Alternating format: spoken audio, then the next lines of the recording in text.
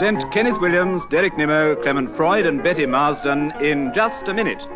And as the minute waltz fades away, here to tell you about it is our chairman, Nicholas Parsons.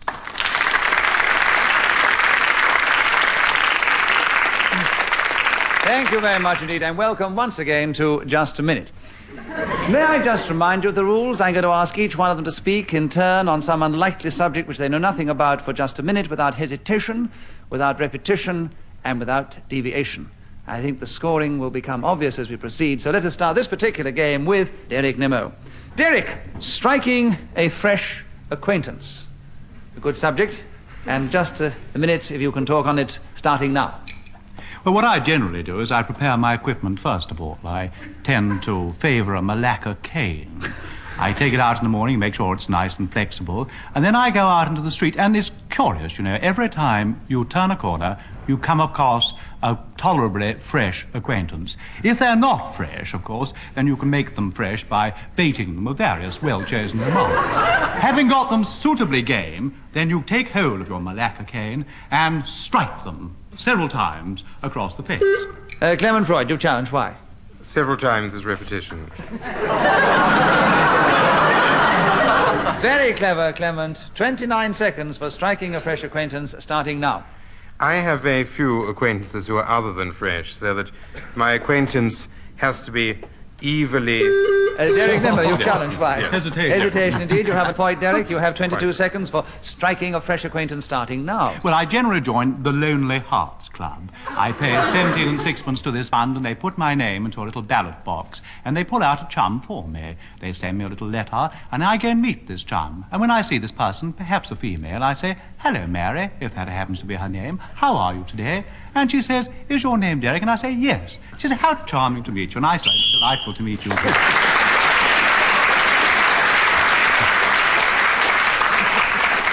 Well, as Derek Nimmo was speaking when the whistle went, then he gains another point. Betty Marsden, your turn to begin, and here we go.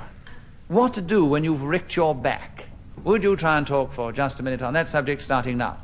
Well, when you have ricked your back, the very thing you must not do is attempt to lie down, because this makes it very painful, plus the fact that it is impossible to get in that position. For as one bends over as a human hairpin and the pain shoots from here up to one's head, one finds great difficulty in even lifting an arm. Well, here we are then, unable to lie down because the pain is so tremendous, unable to stand up. So the only thing one can do on this occasion is to get a kind husband or friend to undo a door, take it off its hinges and lean it in a very, very difficult way, but a slight angle, like that. Clement Freud, you've challenged, why? An angle is deviation. It may be deviation, but it is not devious, and I think, therefore, I am justified in giving Betty Marsden another point. It was a very clever challenge, but there are 18 seconds left for you, Betty, what to do when you've ricked your back, starting now. Then... Derek Nimmo. Well, hesitation. 16 seconds, Derek, for what to do when you've ricked your back, starting now. I turn on my tummy immediately, actually. I lie there and I put my arms out akimbo, my legs out akimbo, and then I put a little... Kenneth Williams, you've challenged. Repetition. Too much akimbo. Your akimbo got you in trouble there. Yes. Kenneth, 9 seconds left for you to talk about what to do when you've ricked your back, and you start now. The obvious thing to do is to go straight to a bone setter, a good old-fashioned man who knows his job, who indeed has got in the surgery there the actual skeleton showing... Oh, thank you. Yes. Oh, I've leapt into the lead, haven't I? I've leapt into it. Alongside Clement Freud and Derek Nimmo. Clement Freud, it's your turn to begin. Dentists, something everybody has experience about. Will you try and talk for just a minute, starting now? Dentists are members of a professional class who tend to wear white coats for a reason which I've never yet found out, who do Derek Nimmo, you challenged. Hesitation, I'm afraid. Yes, it was. What a shame. Yes, it was, because something like that... Obviously, he's got some very painful experience at the dentist. He couldn't go on. 51 seconds, Derek, for dentists, starting now. Open your mouth, Derek O'Fruit, he says. I open it, and there he looks at my molar, and then he produces a long, nasty instrument with a needle on the end, which spins round in a particular revolting fashion, and he plunges this deep into my tooth and fills me with most alarming and horrid pain. Then he gets a little scraper, scrapes round the edges, pulls away all the stuffing from inside, all the muck and rubbish and so on, and then puts into it some rather nasty grey or black stuff, or if I'm feeling particularly extravagant, gold stuff as well. Perhaps... Clement Freud, why do you challenge? Hesitation. Oh. No, I don't think so. He was in full flood. Derek Nimmo, you have 15 seconds left to carry on with dentists, starting now. I lean back in my chair, and he gives me a little glass of pink-scented liquid. I swish it round in my mouth, and I swallow it or spit it down to a little basin beside me. I do. He takes away a little piece of paper from round my neck, throws it into the waste paper basket. Hello, old fruit.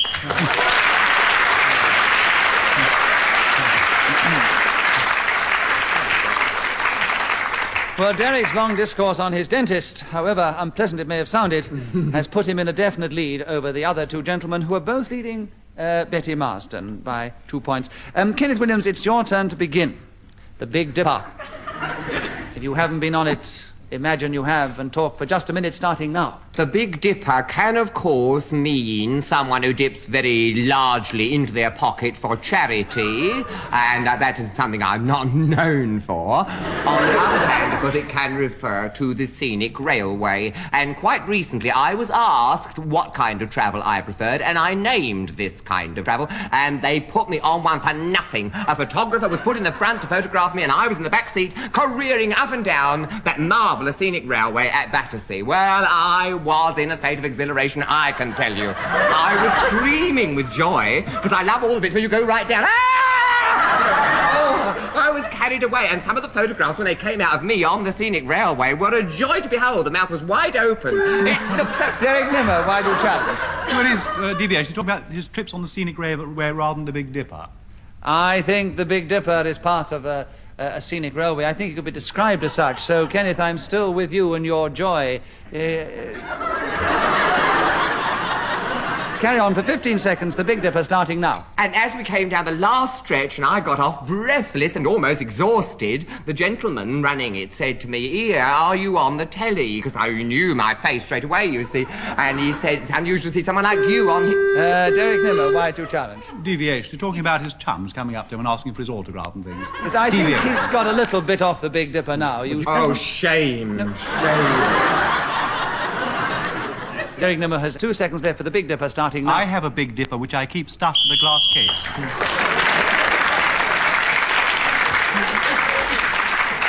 The interesting thing about this game is if you can manage to challenge someone just before the 60 seconds is up and take the subject over, you automatically gain a point because you manage to keep going when the whistle goes. So Derek Nimmo's got 2 more points, which gives him a definite lead over everybody else. But you could make it half a point if you wanted to, couldn't you? I can make it no points at all if I wanted to. Why don't you do that? That's the power that I have, Kenneth. Because I never win.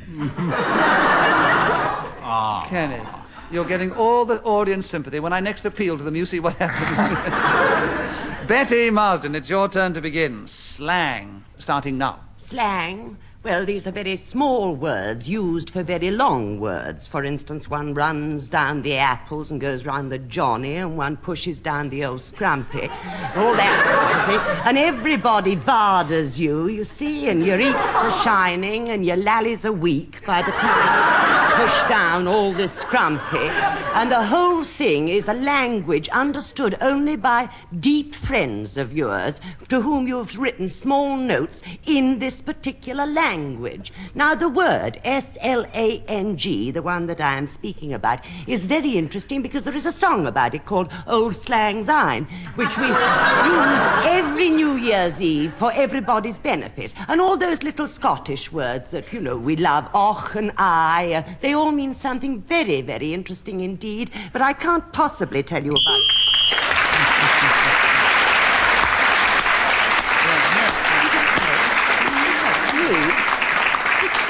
Yes, 60 can't seconds believe flat. it. Well done, Betty Marsden, the visitor to the game, playing against the three regulars, and Betty managed to speak for 60 seconds without being interrupted, so I think she deserves a bonus point. Well done, Betty Marsden. It's brought you equal with Clement Freud, who were both 1 point behind Kenneth Williams, who was still a little way behind Derek Nimmo. Clement Freud, Utopia. Will you talk to us, if you can, for 60 seconds on this subject, starting now? Utopia, I seem to remember, is a rather boring poem written by Sir Thomas More in about 1516 about an island on which all the right things happen to the right people. And the word has now been taken up in everyday language to... Derek Nimmo, you challenge. Hesitation. Hesitation indeed. Utopia, Derek Nimmo, with 42 seconds left, starting now. I went to this pub in Devon, you see, and I was standing against the bar.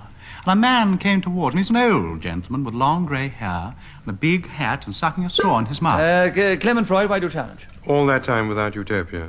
Deviation. May I just... Very rapidly. Can you justify very rapidly? Well, he came out to me and I was standing at the bar and he said, "Oh, Utopia." And I said, All right. We'll give it to you, Derek.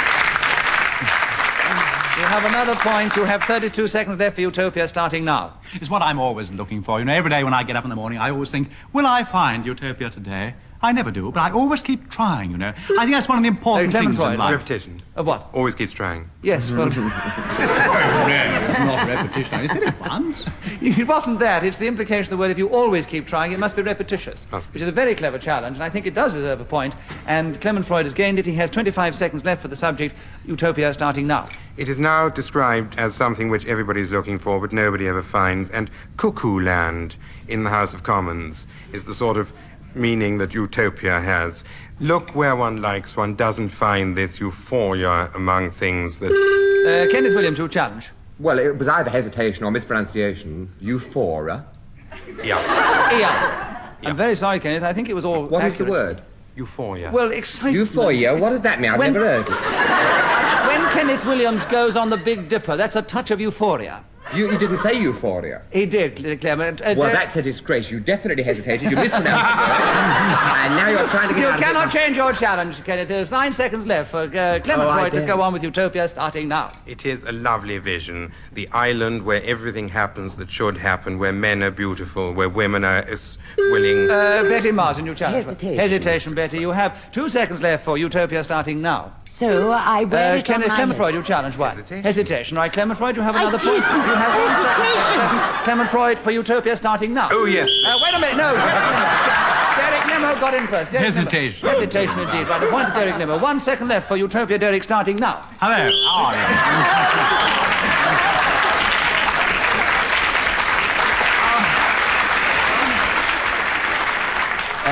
Kenneth Williams, your turn to begin this time. My favourite pudding, starting now. My favourite pudding is Christmas pudding.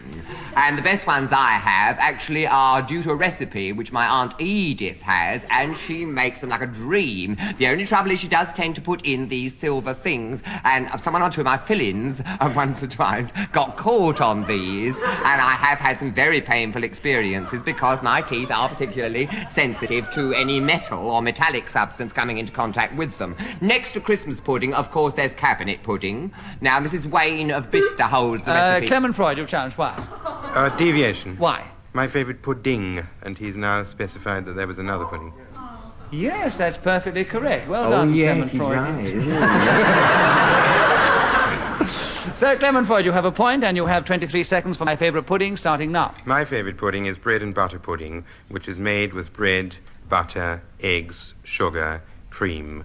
You cake...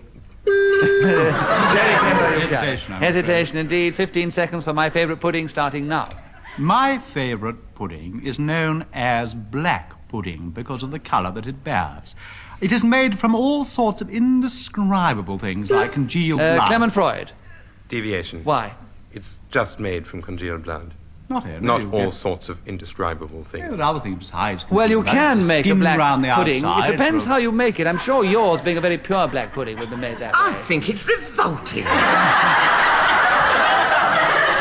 I don't want to sit here and listen to a load of filth. Gracious, I think it's disgraceful. You should have ruled him out. Well, look, Clement Freud, can you, as a cook, I can't argue with you over culinary matters, can you justify the fact, is it really only made Yeah, of I'm sorry, black? actually the skin round the outside. But what are those little white pieces? Little white in pieces. What there? little Go white pieces, on, Clement it's Freud? turning Come me on. off.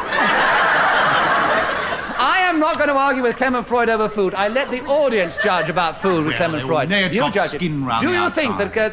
that Derek Nimmo was correct in his description? And if you do, will you cheer? And if you think he was incorrect, will you all boo? And will you all do it now? Boo. Derek Nimmo, they like your black pudding better than Clement Freud, so you have another point. You have 4 seconds left for my favourite pudding starting now. Well, next time I have one, I'm going to share it with the audience because they're so kind and sweet. And I shall put bacon... Clement Freud, why? Deviation. Deviation, Yes. indeed, I quite agree. Clement Freud, you've got the point after all. You have 2 seconds for wanted my to give favourite them a pudding little starting... more. starting now. Butter the bread very generously and...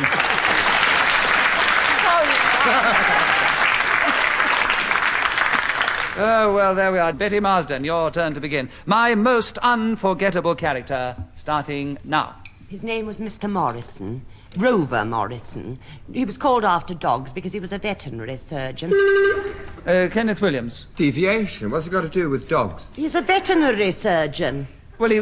Called after dogs. He I've was never heard... called Rover Morrison. Have you never called after a dog? Ooh, Rover, come here. No, I'm sorry. You know, he was a man. He sounds a very unforgettable character to me, Kenneth. I'm very sorry. Don't look so hurt, please, Kenneth. Betty has another point. She has 53 seconds left for my most unforgettable character starting now. A veterinary surgeon, Rover Morrison. Kenneth Williams. Repetition. My most unforgettable character, Kenneth, with 50 seconds starting now. My most unforgettable character was a character who came up to me in an hotel and said, would you come over and help me because I'm out here for the waters? And I said, what do you mean, the waters? And he said, I broke my leg and I've come here for the waters. That's thermal. Derek Nimmo. Well, Well, we've had the waters 3 times. yes, we... Bitch, too much. Good job I haven't. Derek Nimmo, it's your turn now with 35 seconds for my most unforgettable character starting now. I met him, first of all, 45 kilometres outside Addis Ababa. I was walking down a little gully, and there, at the end of this little road, I saw a man with a green hat on and fur right round his... Clement Freud. Hesitation, indeed, yes. 21 seconds, Clement. My most unforgettable character starting now. My most unforgettable character came up to me in the Odeon Theatre in Leicester Square and said, look at me well for a long time, watch my nose, my eyes and my ears, because I want you to remember me for the rest of your life. And I looked at him most carefully and said, yes, you beautiful specimen of humanity. Never have I seen anyone as remarkably accurately... Oh, no, Derek challenge just before. Just that little hesitation. We'd rather sport it for Mr. Freud. What a shame to hesitate just before he finished. Never mind. Well, try, He did Derek try. Nimmo. Yes, You're yes. in the lead. So, and you can what do I do? You're in the lead and you can afford to be magnanimous. And the subject's unforgettable character, indeed. Now, my... Derek, you're trying very hard, but you're trying us too hard. I'm afraid Clement Freud has another point for that challenge with 1 second left for my most unforgettable character starting now. Goodness me, he said.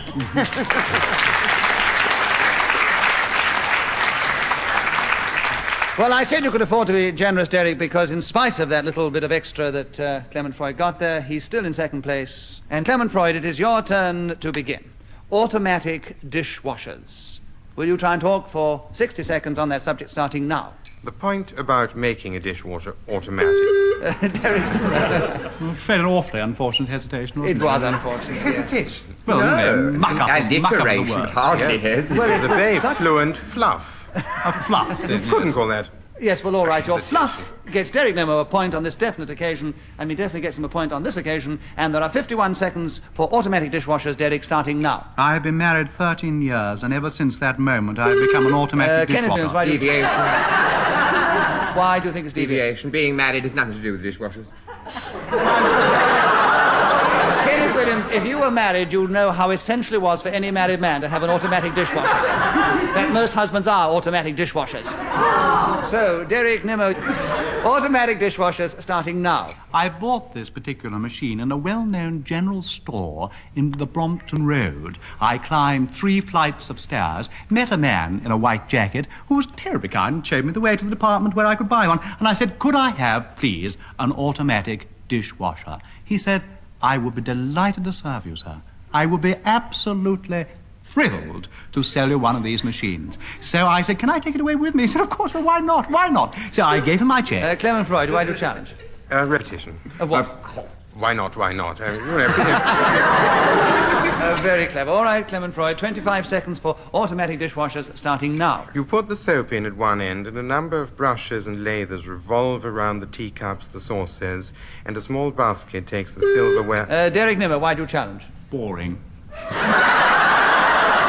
Very, very boring. But, alas, accurate. So it means that Clement Freud has another point, and there are 17 seconds for automatic dishwashers, Clement, starting now. There's a special compartment that takes glasses and wares of any kind like that, some of it in crystal, and much of it goes dirty at one end and comes out clean at the other, because this is why it is automated. My mother had one of these. Derek Nimmo, why do you challenge? Hesitation is grinding to a terrible halt now, isn't it?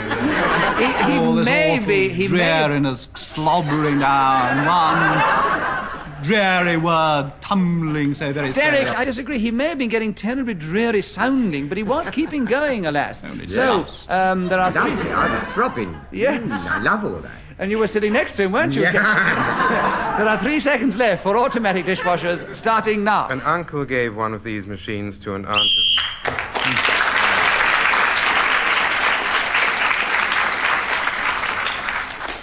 Kenneth Williams, it is your turn to begin. Things I keep under my bed. That is the subject that Ian Messiter has thought of you for you to talk upon for just a minute, starting now. The things I keep under my bed are only kept there on certain occasions. That is to say, they are not there permanently. If I have the flu, then I do tend to have the box of tissues underneath the bed handy with the cough mixture or whatever medicine I happen to be taking at the time. On the other hand, I frequently do have under the bed an alarm clock. Now, the reason I have the alarm clock under the bed as opposed to a table beside the bed is because I haven't got a table beside the bed. When the alarm is to wake me in the morning... Clement Freud, why do... 3 alarms. You're definitely right. There are 3 alarms there. So, Clement, you have the subject. You have 26 seconds for the things I keep under my bed, starting now. The most predominant thing I keep under my bed is a carpet, which is of hair cord and... Kenneth Williams, why do you... Deviation. How can a carpet predominate? You obviously haven't seen Clement Freud's carpet. Clement Freud, you have another point. 21 seconds for the things I... It's a huge, bulging, angry carpet that predominates all over the bed and on Derek it... Nimmo, why do you Repetition, challenge? we've had the carpet twice. You see. That's indeed right, yes. Derek Nimmo, you have another Watch point. out, You have Nimmo. 17 seconds for the things I keep under my bed, starting now. I have under my bed, and it's absolutely true, a wonderful Victorian Chinese potty. Clement Freud. Hesitation. There was a hesitation before his potty. I'm not surprised. Always hesitates before one's potty. He's a disgrace, isn't he? All that congealed blood and now potties up in his disgrace. Come here to listen to all this. 12 seconds, Clement Freud, for you. Things I keep under my bed, starting now. I was recently given a medicine chest by my wife, which was placed under the bed, which is a... Derek Nimmo, why do you challenge? I'm afraid he said bed again. You see, that's 3 times he said bed, you see. The things I keep under my bed, yes, but this does come in the title of the subject, so I think We he's were all allowed right. 3 times. There are 8 seconds for the things I keep under my bed, Clement Freud, starting now. And a thermometer is the most exciting thing that there is in the medicine chest. A beautiful mercury instrument which starts at 96. Betty Marsden, you challenged just as the thing went. Why? Deviation. Why? He was talking about what was inside his medicine chest, not what was under the bed. Well done, Betty. You have another The point. medicine chest was under the bed. Yeah, no, you went on and on about what was in the medicine chest and that it was closed. You're trailing a lot, Betty. I'm going to give you the benefit of the doubt with another point, and 1 second left for the things I keep under my bed, starting now. Things. Clement Freud, you got in first. Yes. Why? Hesitation. Well done. Half a second for things I keep under my bed starting now. Toothbrush.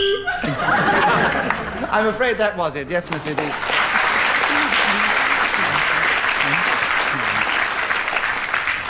So, let me mention, first of all, that Betty Marsden and Kenneth Williams were both third together. They both did, I thought, very well, particularly Betty, who hasn't played the game as often. Derek Nimmo was a very good second, but this week's winner by 2 points was Clement Freud.